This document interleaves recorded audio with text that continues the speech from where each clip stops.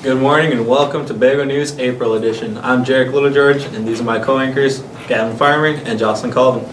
In top news, one Winnebago junior, Amaya Laura, has won top honors in a Tolerance Day poetry contest. We caught up with both Maya and Miss Jenny Malsamo. The Tolerance Contest for essays is part of Tolerance Week that Sioux City and Siouxland has been doing for 13 years now.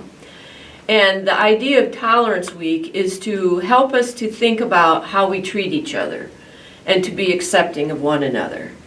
And every year they have an essay contest and an art poster contest for young people to express how they feel about these things. And every year there's a theme to it too.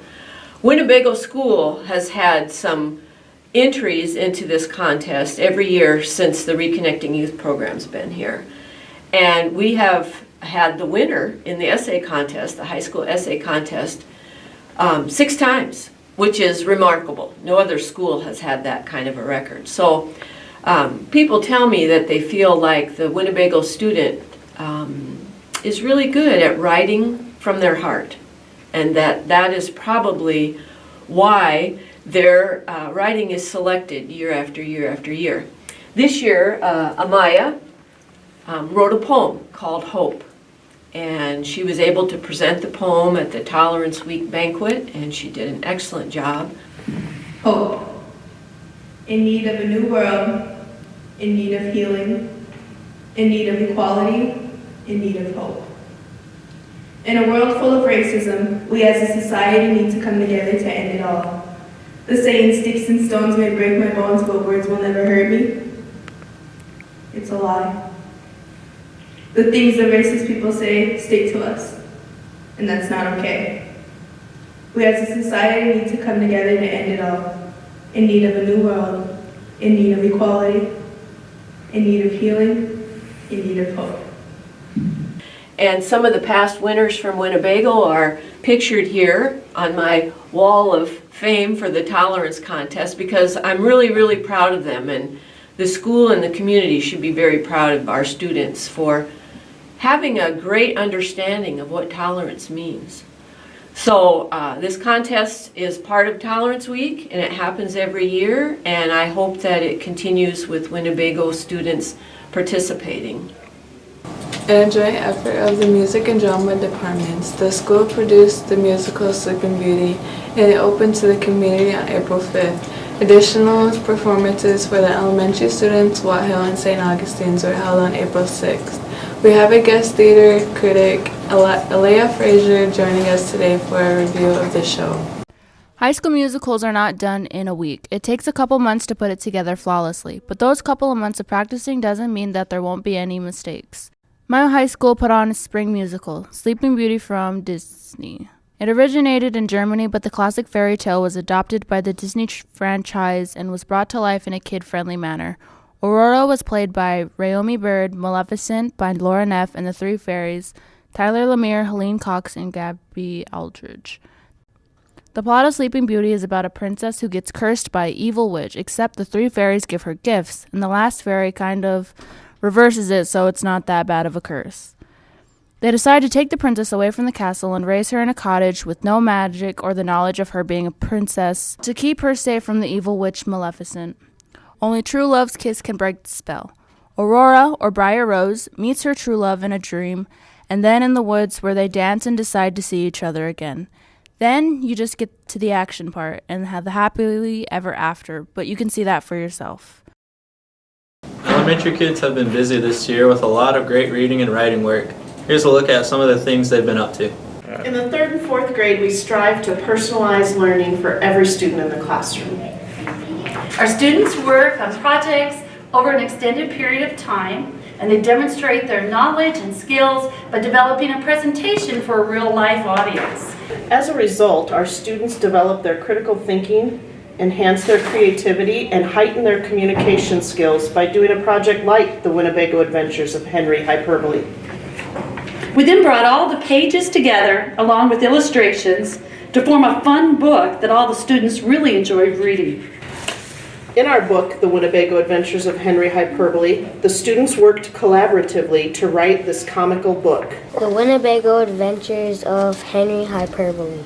Another enjoyable project our young scholars tackled this year was the genre of Greek mythology. By performing a play about Greek mythology, it came alive as each god introduced themselves to the audience. Students then created myths of their own that were compiled into a class book. These projects required our students to use the entire writing project, from brainstorming through revision, editing, and final draft, regardless of the genres picked or the topics chosen. Plus, they were just fun, and isn't that what learning is all about? The art department has also been quite busy with a number of shows and contests. Most recently, students submitted artwork to the Big Show. Here's Deanna reporting. The 9th annual Big Show for 2018 was held last month at Wakefield High School. There was 13 schools from the tri-state area in attendance. The judges had their work cut out for them as there was approximately 600 artworks to judge from, grades 7th through 12th. Winnebago art students earned the following awards. Judge Merit Awards were earned by Shatisha Thomas, Marissa Picardi, Deanna Harris, Jalen Harden, Victoria Thomas Horton, Miea Laura, Ladanian Free, and Amari Rice.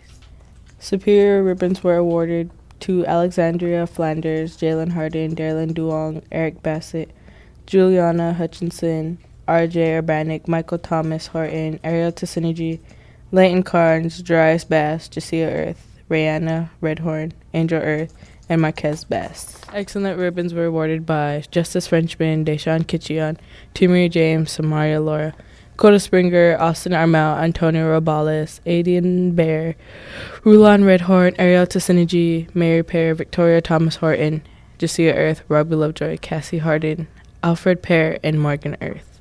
Marissa Picardi was named Winnebago's Outstanding Schools Artist by a vote of all the students attending.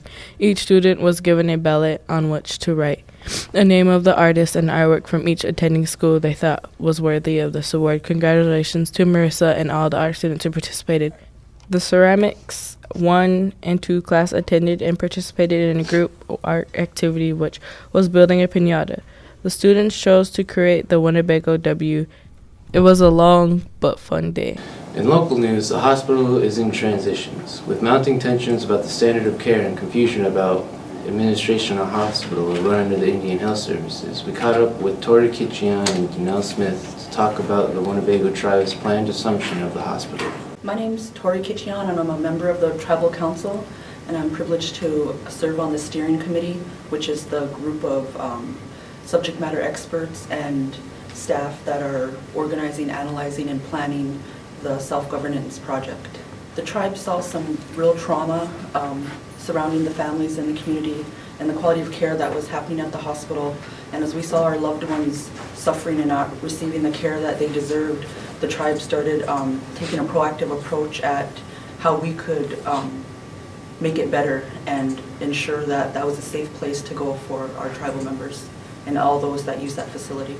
My name is Janelle Smith, and I'm the Executive Director for the Winnebago Comprehensive Healthcare System. And the healthcare system is actually a new organization that it was established by the tribe for building its whole healthcare system. The tribe has operated health programs in the Tribal Health Department for a long time, and as a part of its initiative to assume management of the hospital, it decided to create this entire organization where our existing health programs are going to roll up under this umbrella along with the hospital so that we can provide comprehensive care. And I'm really excited to be a part of this initiative. The planned assumption date for the hospital is July 1st of 2018. So right now we're in the process of negotiating all of the agreements that we need with the Indian Health Service in order to assume management of the hospital. In the meantime, the tribe has committed to offer employment to all of the existing employees at the hospital. So depending on what their situation is, they would enter into either an agreement between the employee and the tribe and the hospital so that they could retain their federal employment status and still work at the hospital even when the tribe is managing it, or they could be hired directly by the tribe as an employee. So we're going through the pre-screening process right now in order to make those offers to all employees who are eligible at the hospital. Is there any advice you would give our viewers regarding to the hospital? Yes, I'd like to invite the viewers to read the updates, stay tuned to the Win, attend the community meetings, and really take a informed approach to what's coming and how this will impact your families in a good way. And I just encourage you guys to support the Tribal Council and the Steering Committee as we take these new and exciting steps for the Winnebago tribe.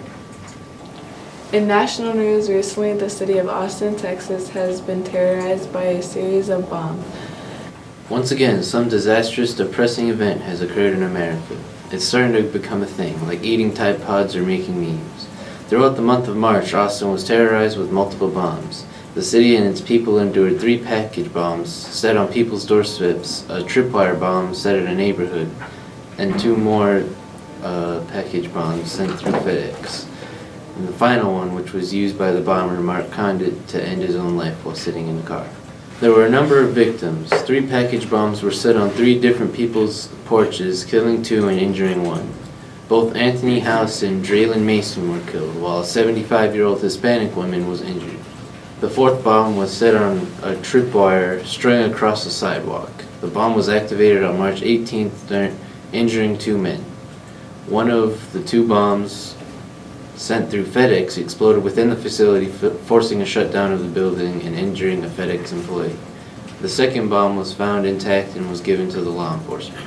Condit had an odd tactic in making his bombs. The common denominator of each bomb was that each had these exotic type batteries. These weren't your store-bought Duracells, a senior law enforcement official told NBC News about the batteries, which came from Asia.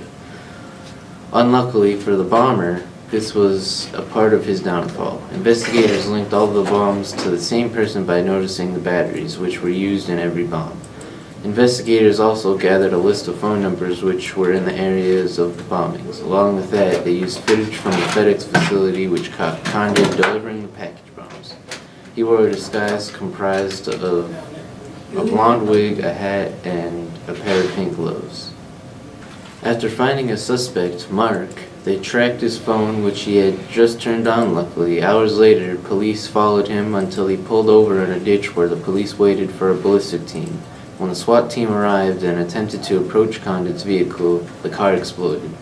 Condit had ended his own life with a bomb of his making. Police are unsure of what his motives may have been or if he worked alone. Last year, Trump was bothered by the illegal border crossing numbers and reports. He plans on mobilizing the National Guard. After Trump had earlier spoken about it to reporters about guarding our borders with the military to stop illegal immigrants. The National Guard has been used in the past years for surveillance and intelligence, but never for direct law enforcement. After meeting with Defense Secretary James Mattis, Attorney General Jeff Sessions, and other officials on border issues, it gave no details on whether or when Trump's strategy might be implemented. On March 11th, Daphne the giant inflatable duck disappeared into the ocean. Daphne was to be used in the 22nd annual Coogee Jetty to Jetty swim, a local ocean swimming competition. This event is organized by the Cockburn Masters Swimming Club. The chairman, Mr. Marr, rolled Daphne to the beach to set her up in the water as a marker for competitors. But, as Mr. Marr told BBC, she had other ideas. She flew out of my hands. I stripped off to chase after her, but I couldn't catch her, he said. This happened around 5 o'clock in the morning. The club immediately went online asking for any signs of their beloved duck. There were dozens of reported sightings hundreds of miles away. The search continued on for an entire week. Everybody feared the $900 duck had blown off into the Indian Ocean, never to be seen again.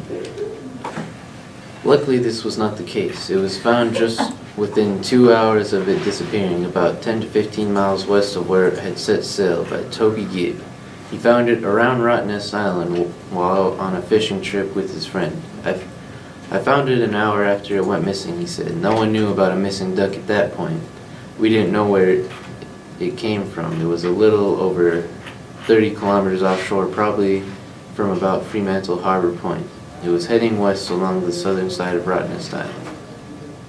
Gibb had no idea what to do.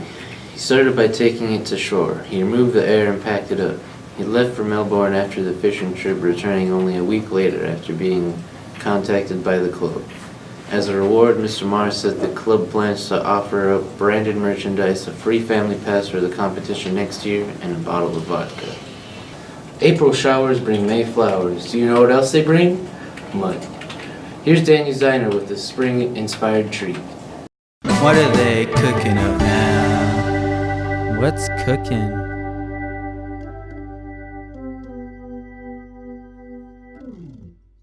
It's spring, and while the weather not be very spring-like, here's a fun and easy recipe to get you in the spring mood. What is spring most famous for? Mud! And when the snow melts and meets the recently thawed dirt, you get mud. So, this inspired a very spring-like recipe, mud cups. The ingredients you'll need is chocolate pudding, crushed up Oreos. You can do that by putting it in a Ziploc baggie and just crushing it up. And then some whipped cream and some gummy worms. You can, after you get done making that or whatever, you put the whipped cream into there. You can do that.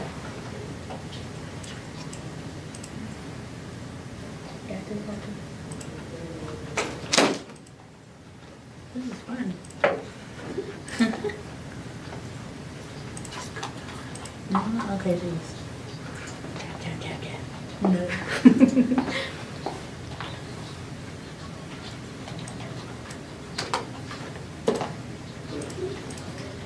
After you add all the whipped cream in it and mix it all together, you add some of this into it after she's done mixing it. Add some of this now. That's good enough.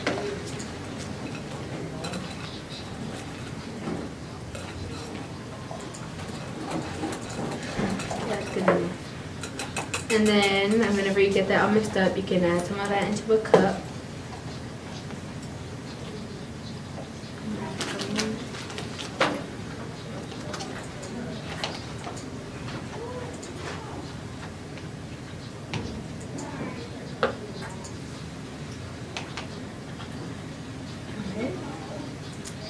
Then put a word, and then some of this.